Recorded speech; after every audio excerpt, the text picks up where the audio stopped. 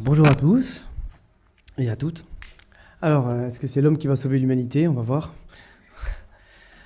Alors, est-ce que j'arrive à passer les diapos? Non, ouais, plein écran. Faites CTRL L. CTRL L. Ça marche pas. Ok. Tu le remets. Voilà,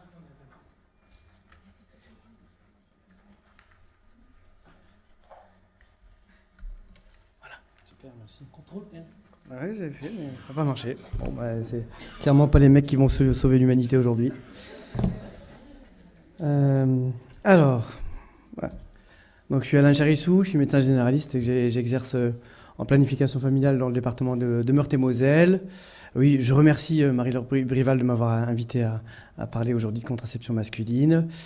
Et par ailleurs, donc, je suis le responsable d'un groupe de travail national sur la contraception masculine au sein du Collège de la médecine générale. Et j'assure un travail de coordination au sein d'Entrelac, qui est une coopérative qui s'est créée pour développer les contraceptions masculines en France et en Europe. J'ai pas de conflit d'intérêt, c'est important. Je gagne pas d'argent avec la contraception masculine. Voilà, je vous ai mis les liens qui vous permettent de vérifier que je suis blanc comme neige sur ce sujet, et sur tous les autres d'ailleurs. Voilà, alors on m'a demandé de faire un petit point historique, sociologique. Alors on l'a dit dans les précédentes interventions que les mecs faisaient pas grand-chose, mais ça n'a pas toujours été le cas en fait. Jusqu'à ce qu'on sache que les femmes jouaient un rôle dans la conception, c'est-à-dire le milieu du 19e siècle, avec la découverte de l'ovocyte. Avant, on pensait que le sperme contenait l'ensemble du matériel nécessaire à la genèse d'un nouvel être, en fait. Donc jusqu'à ça, la contraception était vraiment centrée sur l'homme et sur le sperme. Donc le retrait, le préservatif masculin. Bon, c'est certes les femmes, elles ont tenté plein de choses pour détruire le sperme. Et malheureusement, il y en a beaucoup qui l'ont payé. Mais c'est vrai que l'approche contraceptive était masculine très très longtemps. Et ça a basculé au milieu du XXe siècle avec l'apparition de la pilule. Voilà. Et à partir du moment où la pilule est arrivée, les hommes sont un petit peu sortis du jeu pour une autre raison qui est la médicalisation de la contraception. Là, je vous ai mis quelques extraits d'une étude, d'un article de sociologie de Madame Ventola qui explique en quoi les soignants ont exclu les hommes. Voilà, donc je lis, les praticiens ont une fonction de définition des normes à travers leur discours et leurs pratiques. La définition normative de la contraception qu'ils élaborent au fil des consultations, entretiens, renforce cette perception des femmes comme interlocutrices légitimes en excluant les méthodes contraceptives masculines du panel des méthodes recommandables. Donc les soignants en ont joué un rôle puisque la question est devenue médicale avec un médicament hormonal géré par des soignants qui s'occupaient plutôt de la santé des femmes. Et tout doucement, nous les soignants, on a été responsables de l'exclusion des hommes de cette question contraceptive avec des différences selon les États. Dans son analyse sociologique, elle met bien en lumière cette différence qu'il peut y avoir entre les pays développés, notamment la France. Ça a été évoqué ce matin. La différence d'hommes vasectomisés entre la France, à peu près 1%, et le Québec, à peu près un tiers, si je ne dis pas de bêtises, montre que en France, les médecins français, les soignants français ont quand même pas trop parlé contraception masculine dans les consultations ces dernières décennies. Voilà. Alors du coup, on va parler de contraception masculine. Je vais utiliser quelques diapositives d'un diaporama que j'utilise quand je fais une formation sur le sujet, que vous pouvez récupérer avec le flashcode là. Alors je ne sais pas si les diaporamas seront diffusés ou pas. En tout cas, ce qui est sûr, c'est qu'il y a un livre qui est prévu avec les écrits. Et donc, du coup, les références bibliographiques, les liens, tout ça, vous l'aurez dans l'article que je suis censé écrire pour ce livre. Alors, pourquoi parler contraception masculine? Ça paraît clair, les hommes, ils font pas grand-chose. Je rappelle quelques données qui ont déjà été citées avant moi. Il y a quand même un problème de l'offre contraceptionnelle aujourd'hui parce que malgré le fait qu'il y ait quelques méthodes de contraception, certes plutôt féminines, mais qu'elles soient globalement assez faciles d'accès en France, on a quand même à peu près 350 000 grossesses non programmées en France. Et quand on fait des extrapolations probabilistes, on en conclut qu'il y aurait 2 femmes sur 3 qui, au cours de sa vie, en France, expérimenteraient une grossesse non programmée. Ça serait l'estimation basse. Voilà. Et qui c'est qui trinque à tous les coups? C'est les femmes. Voilà. Donc, il y a quand même un souci avec ce contrôle de la fertilité. Il y a des choses à développer, et notamment la contraception masculine. Voilà, d'autant plus qu'il y a une inéquité de port de la charge contraceptive. Bon, ça, je pense que je prêche des convaincus et j'enfonce des portes qui sont ouvertes, mais voilà, hein, les chiffres, hein, c'est voilà, dans les couples, dans 90% des couples, à peu près, c'est la femme qui assure la contraception. Autre argument, c'est que la société semble prête, notamment on constate à travers les médias grand public qui traitent du sujet de plus en plus depuis 3-4 ans. On voit que à travers des articles dans des quotidiens hebdomadaires ou des médias internet, ou même des livres, des BD journalistiques qui traitent le sujet, on sent qu'il y a quelque chose qui se passe sur le plan sociétal, en tout cas en France, et que apparemment les hommes seraient prêts. On a des études qui l'ont montré il y a déjà longtemps. Hein, voilà, une bonne majorité des hommes se disent favorables à prendre une pilule contraceptive tous les jours. Et on a aussi des études qui montrent que les femmes sont aussi prêtes à confier à leur partenaire la responsabilité de la contraception. Voilà, un petit peu pour introduire un propos sur une stratégie contraceptive qui est en cours de développement, qui n'est pas trop connue, même si on en parle de plus en plus. Hein, c'est la contraception thermique par remontée testiculaire. Rapidement, dans la salle, est-ce que celles et ceux qui connaissent pourraient lever la main, s'il vous plaît? Ah bon, voilà. Je ne sers à rien, en fait. Ok, bon, on va faire vite. Donc le concept est assez simple. Donc les testicules dans les bourses sont à température basse, 35 degrés, ce qui leur permet de fabriquer des spermatozoïdes. Quand on les chauffe, selon différentes manières, notamment en les remontant et en les collant au corps, une simple augmentation de température de 1 à 2 degrés, 1,5-2 degrés, permet de bloquer la spermatogénèse. Voilà. Alors, il y a une petite vidéo, pareil, le QR code, là, le flash code vous donne accès à une vidéo qui explique très bien comment est-ce qu'on pratique cette remontée testiculaire. Il existe plusieurs dispositifs qu'on peut trouver aujourd'hui en France. Il y a 7 anneaux en silicone, mais il y a aussi des dispositifs en textile, le slip toulousain qui a été inventé par le docteur Mieuxet du CHU de Toulouse. Et puis, il existe des jockstraps. Alors, c'est un slip un peu ajouré avec des élastiques. Voilà. Alors, ça me permet, cette diapo-là, de faire un peu de pub pour l'Ardecom. Je ne sais pas si vous connaissez, c'est l'Association de recherche et développement de la contraception masculine.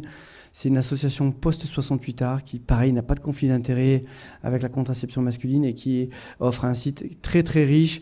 Il ne se passe pas une consultation de contraception sans que j'imprime la page d'accueil du site et je la donne à la personne que j'ai en face de moi. C'est souvent une femme, en lui disant, voilà, votre partenaire, ce serait bien qu'il se questionne un petit peu, qu'il se renseigne sur les contraceptions qui existent pour les hommes, parce qu'il n'y a pas de raison que vous portiez toute seule cette question de la charge contraceptive. Moi, je vous invite à faire pareil. Le site est très, très bien fait et il est libre de conflit d'intérêt.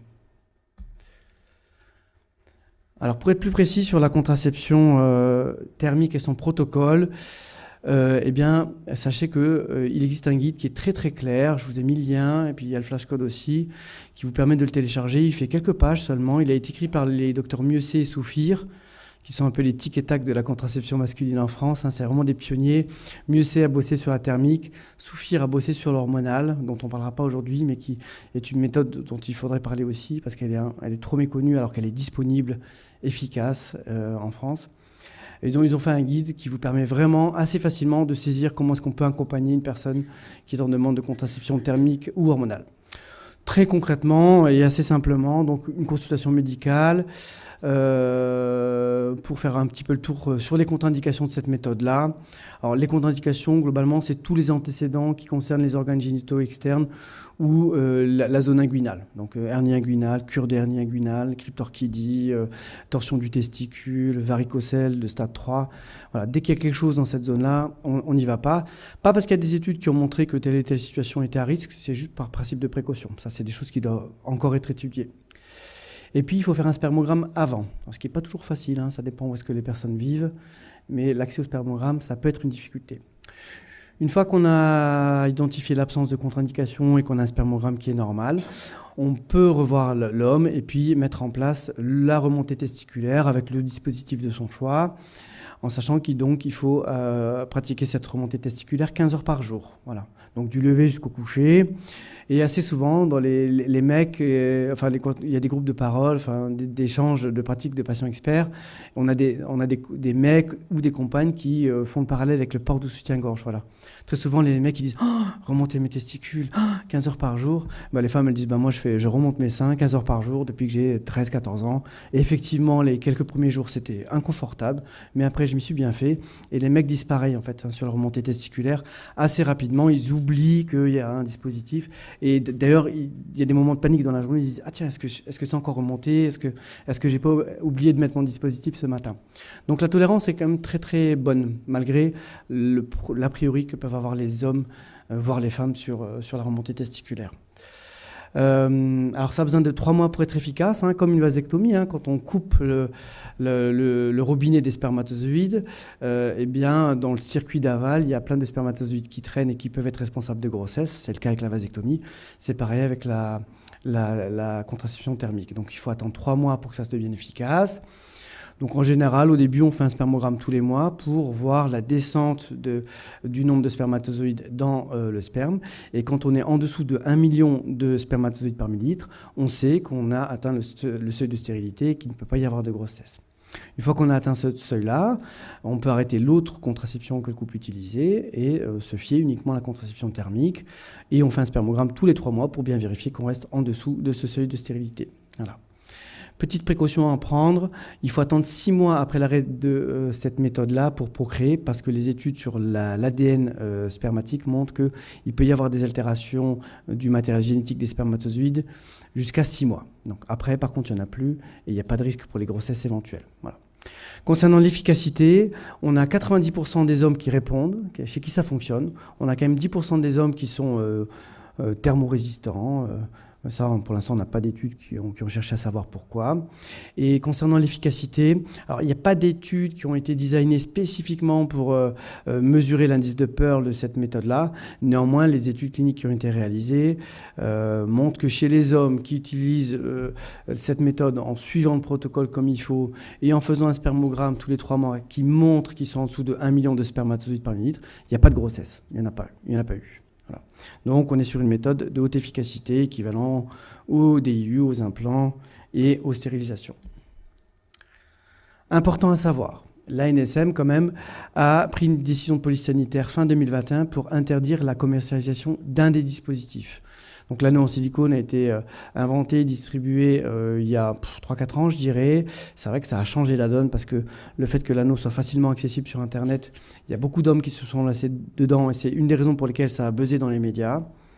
Et du coup, l'Agence nationale de sécurité du médicament s'est saisie de ce problème-là. Et dans la mesure où cet anneau en silicone n'avait pas fait le parcours réglementaire classique de certification européenne, il a été interdit. Voilà. Du coup, aujourd'hui, en tant que soignant, en consultation, qu'est-ce qu'on doit faire? Qu'est-ce qu'on peut faire? C'est important de respecter la décision de l'ANSM. Donc, on ne peut pas faire la promotion. Ce qui est interdit, c'est de faire la promotion des dispositifs et de la méthode. Néanmoins, vu que ça a buzzé dans les médias, il y a de plus en plus de soignants qui sont sollicités par des hommes qui veulent à tout prix utiliser cette stratégie contraceptive. Et là, par contre, la déontologie nous oblige, nous contraint, soit à les prendre en charge, à les accompagner, soit à les orienter vers un professionnel ou une professionnelle en capacité de le faire. D'accord ? Au même titre, par exemple, qu'on accompagne une personne héroïnomane qui décide de s'injecter un produit qui est illégal et pour lequel, aujourd'hui, il est clairement établi qu'il faut les accompagner sur le plan médical. C'est pour ça qu'on essaie de développer l'information sur la contraception thermique, parce qu'il y a de plus en plus de demandes, et il faut quand même que les soignants soient en capacité d'accompagner les hommes qui veulent utiliser cette stratégie contraceptive. Alors, un petit mot sur Entrelacs. Donc, c'est une coopérative, une société coopérative d'intérêt collectif qui s'est créée l'année dernière face à l'immobilité des politiques et du monde de la recherche français pour développer les contraceptions masculines. Mieux c'est, qui est le pionnier de la thermique en France, donc il travaille depuis 30 ans sur le sujet. Il dit que tous les ans, il a répondu à des appels d'offres pour des projets de recherche qui n'a jamais été retenu. Ça ne fonctionne pas. Donc on s'est dit, tiens, nous, tous les militants engagés, soignants, chercheurs, qu'est-ce qu'on peut faire ? On a imaginé ces structures-là qui rassemblent tout le monde, les utilisateurs, les militants, les gens qui produisent des dispositifs, les financeurs publics privés, il y a des salariés. Et le but du jeu, c'est de soulever des subventions pour financer le développement des contraceptions masculines, quelles qu'elles soient. Voilà. Donc je vous ai mis l'adresse email. On a besoin de toutes les bonnes volontés. Tout le monde est le bienvenu. C'est quelque chose de collectif, démocratique. Tout le monde a sa place. Voilà. On a déjà eu des victoires. On a réussi à soulever déjà $300 000 auprès du MCI, le Male Contraceptive Initiative, qui est une asso américaine qui draine tous les fonds de recherche internationaux sur la contraception masculine. Et avec ces $300 000, on va mener les premiers essais cliniques mondiaux sur la thermique officielle pour permettre d'obtenir une certification européenne. Voilà. Ils porteront sur l'anneau en silicone. Voilà. Deuxième victoire, ils ont déjà produit une petite vidéo explicative de cette stratégie contraceptive qui est diffusée à l'international. Voilà, j'ai mes 15 minutes. Ouais, voilà.